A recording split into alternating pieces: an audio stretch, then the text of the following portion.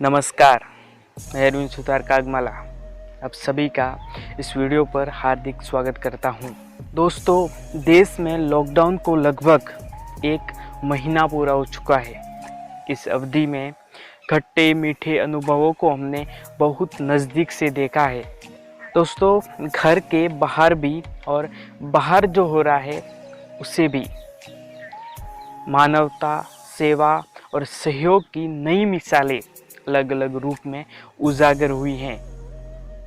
इसमें कोरोना के खिलाफ संघर्ष का जज्बा और मजबूत हुआ है, लेकिन ये सिर्फ सिक्के का एक चमकदार पहलू है। सिक्के के दूसरे पहलू पर नज़र डाली जाए तो पीड़ा का अनुभव होता है। कहने में कोई संकोच नहीं है कि कोरोना से लड़ाई की शुरुआत में आया ताज़ी हवा का झोंका अब कहीं महसूस नहीं हो रहा है। प्रदेश संकट के दौर से गुजर रहा है, लेकिन राजनेता राजनीति की बिसात पर साले चलने से बाज नहीं आ रहे।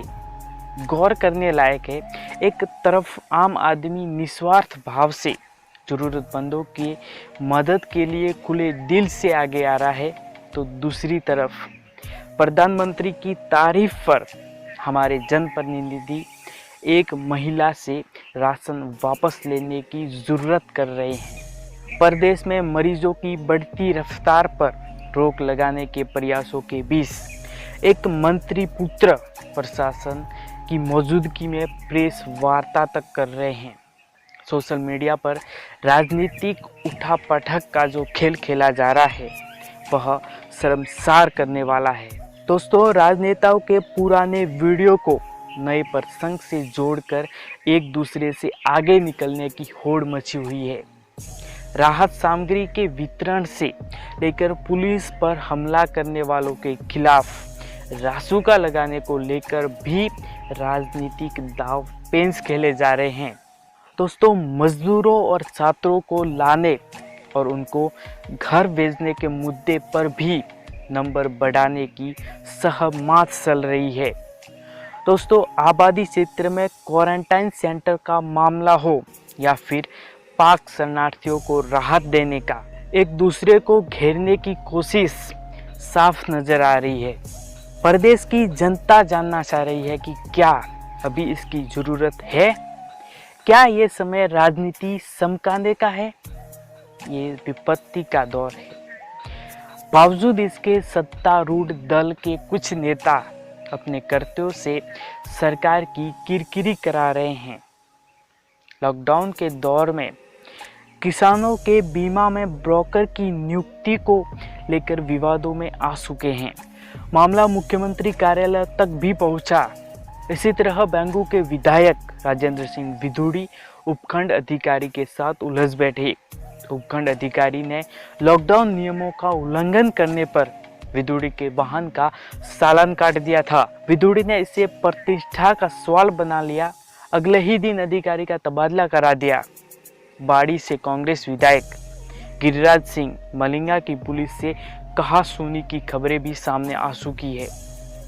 ये समय ना रौब दिखाने का है और न ही एक दूसरे की कमियां निकालने का है। ये समय समाज के लिए कुछ सकारात्मक करने का है। कोरोना से लड़ने का समय है। राज्य सरकार को भी मंथन करना चाहिए कि आखिर भीलवाड़ा मॉडल भीलवाड़ा में ही क्यों फेल हो रहा है। जयपुर के बाद जोधपुर में भी बेकाबू हालात हो रहे हैं। दूसरे प्रदेशों में फंसे अपने लोगों को वापस लाने की रणनीति पर भी गंभीरता से विचार होना चाहिए। पुलिस पर हमला करने वालों पर भी और सख्ती होनी चाहिए। अस्पताल की दशा सुधारने पर भी चिंतन मनन होना चाहिए।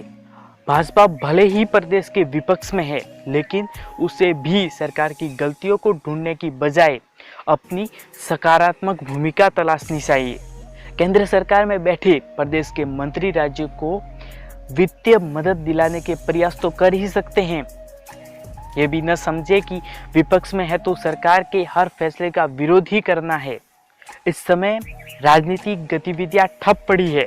समझा जा सकता है कि तमाम सपा रोगी नेताओं को इससे बेचैनी हो रही होगी, लेकिन कुछ जिम्मेदारियां भी होती हैं। जनता की भी और नेताओं की भी कुछ अपवादों को छोड़ दिया जाए ना, तो जनता अपनी जिम्मेदारी निभाने में पीछे नहीं हट रही है। तो फिर संत नेता जिम्मेदारी की इस भाव को क्यों नहीं समझ पा रहे। जनता सब देख रही है, उसे पता है कि कौन सेवा कर रहा है और कौन राजनीति। इसलिए समझदारी सिर्फ सेवा करने में ही है। दोस्तों, इस वीडियो को ज़्यादा से ज़्यादा शेयर कीजिए ताकि आवाज़ सरकार तक पहुंच सके। अगर वीडियो अच्छा लगा हो तो लाइक कर दीजिए। और हाँ, अभी तक चैनल को सब्सक्राइब नहीं किया है तो तुरंत ही इस चैनल को सब्सक्राइब कर दीजिए, और सब्सक्राइब कर दिया है तो साथ में एक बेल का आइकन है, उसे बेल के आइकन को भी दबा करके उसमें ऑल नोटिफिकेशन आएगा, उसे भी सिलेक्ट कर देना, ताकि जब भी हम कोई नई वीडियो लेकर आएंगे वो वीडियो आप लोगों तक सबसे पहले पहुंच जाएगी। दोस्तों, आपसे क्रमबद्ध निवेदन है कि घर में रहे, सुरक्षित रहे, अपनों का ध्यान रखें। जल्द ही आपसे नई वीडियो में मुलाकात होगी। तब तक के लिए जय हिंद, जय भारत।